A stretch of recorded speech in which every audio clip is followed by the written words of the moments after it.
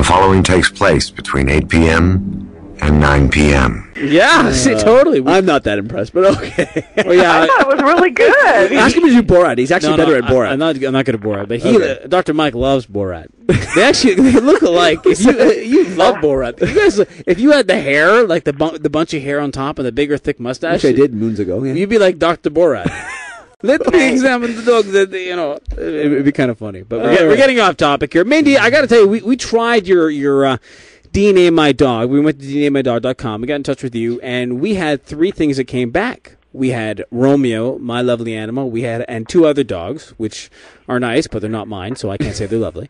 And we had some very interesting results. Now, yes, I did. Now, I got to tell you something. Especially with Romeo, everybody said that he, is a Labrador purebred. I'm like, okay, but everybody said no, he's mixed with something. Well, let me tell you, people, DNA My Dog has proven that Romeo, 100% Labrador. Well, almost. Here's what we're going to get down to. He's, on the sheet it gives you level 1, level 2, level 3, level 4. I guess, and we're going to get an explanation of this, right? And Romeo, level 1 is a Labrador Retriever, and there's nothing else underneath that. Yep. So explain that to me, Mindy. Okay, well, level 1 means that the majority of his DNA is coming from that breed. So 75% or more of the DNA is from that one breed. So usually when a dog is a level 1, it means it's a purebred. Okay. And most of the time when a dog comes back a level 1, it's just that one breed, although sometimes there's a level 1 and then a low level of something else hidden in there. Mm-hmm.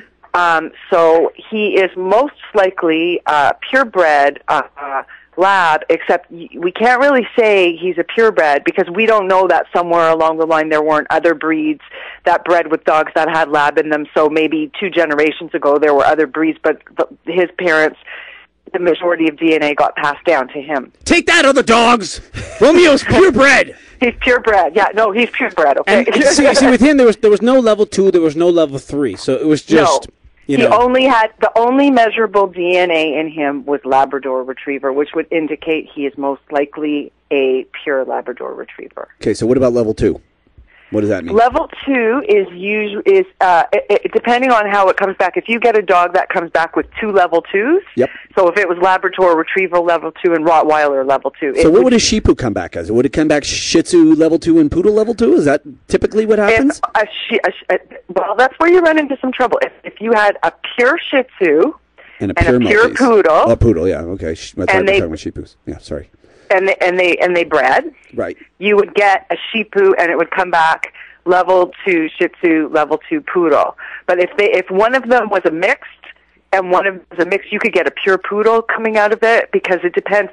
Humans and dogs, we all have 36 chromosomes. We get 18 from the mother, 18 from the father. Right. So if you get the majority of Poodle DNA from one that's got Shih Tzu and Poodle, and the majority of, if you breed 2 Shih Tzus, you can get 2 Shih Tzus, you can get a pure Shih Tzu, you can get a pure Poodle. Wow. The Bulldog Shih Tzu cross, we're going to ask you about that one. No, I'm just kidding. Let's not talk about that. Now, let me ask you something. Can you do paternity? No, we can't, but we've been asked to join this. It's a worldwide DNA database that is probably going to get quite big, and we've been asked. They asked a couple select DNA companies around the world to be part of it to have paternity. We can do paternity. You can do paternity. Oh, really? What can you do for humans as well? Can you see my DNA? We can. We can do paternity. We can do ancestral origins. We can do. Are you serious? Yeah, we can do. Can you send me a kit so we can find out what my origin is? We can. That'd be so cool. I'm going to guarantee it's level 2 monkey and. Anyway, we can even test your breeds if you want, whatever you want. My breeds? Yeah, I'm just kidding. Oh, dogs, yeah.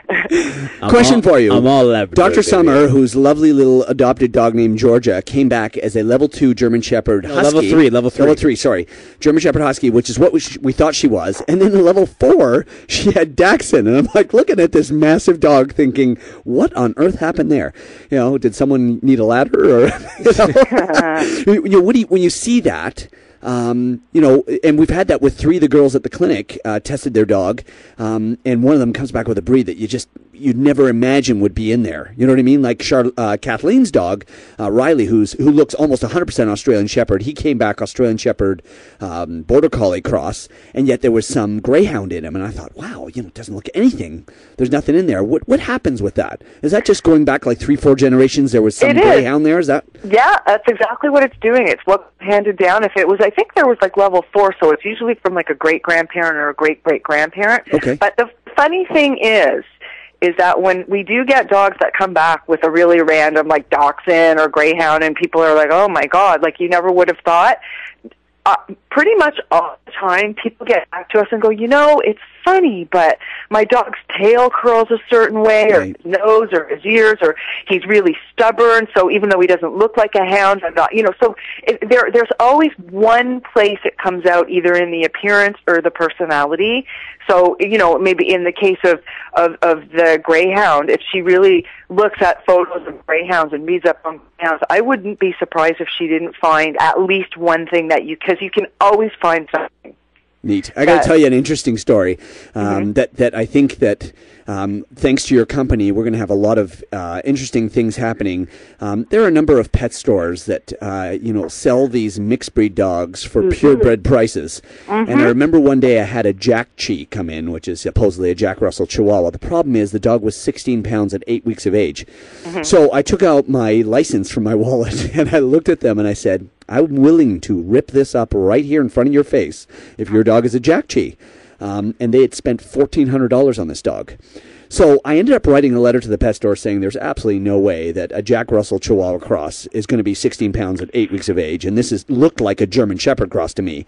Anyway, the company had screwed up, and they gave them $800 back. But, this was 3-4 years ago, and I'm thinking, boy, if we would have had this test, I could have, literally proven it. You know what I mean? It happens all the time. Yeah, it's like, God, I was so frustrated. I mean, they spent all this money thinking they were going to get a dog that was going to be 15 pounds at full grown, and he was 16 pounds at 8 weeks of age.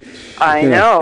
I know. It happens to us all the time with pet stores. And we do a lot of work with shelters. That's our big thing because I work in animal rescue. So, if they're adopting out a dog, it's nice to be able to tell you what it is. Really, what it is, not what you guess it is. Right? Yeah, and especially when it's a puppy, so people are like, is it going to be a big dog, a little dog? So people, and they can train it better, and they can put it on the right route, based on the breed. So it's really helpful for people. Now, I want to put you on the spot with something, Mindy, right now. We're going to be at the Toronto Blue Jays, the Dog Day. On July 26th, and people are jumping around in the studio right now. Just one person. Yeah. Sorry, I'm not going to sing the national anthem. No. Well, but you'd have to do it in the Austrian voice of Bruno. Oh, yeah. That's, I don't want to go into that. But how about, because there's going to be about 400 or 500 dogs there. Why don't we do something where because we're going to have a booth, why don't we give away some DNA samples to some people that are walking around with their dogs, and if they have questions, they can sign up, and, some of the big prizes we'll give away are a couple of your DNAmydog.com. Oh, that would be amazing. See? We're giving free stuff, and I put you on the spot. You can't say no. You know what? Yes, I can, but why would I? Now, I'm gonna put you on the spot. I was at the vet conference in February in Vegas. Okay. And there was a company there that does what you do with blood.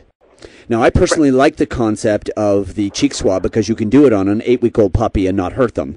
But apparently their test is the most accurate. Can you make comment on that? Apparently, they're wrong, and I'll tell you the reasons why. Okay.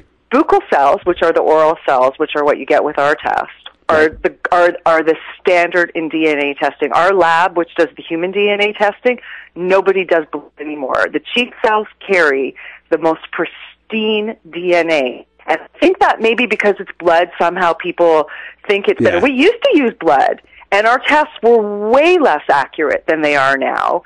And we actually measure for more, not only do we measure for more markers than the blood company does, because I know who they are, but we actually also, our DNA genetics are actually stronger than our human genetics, which are really, really strong.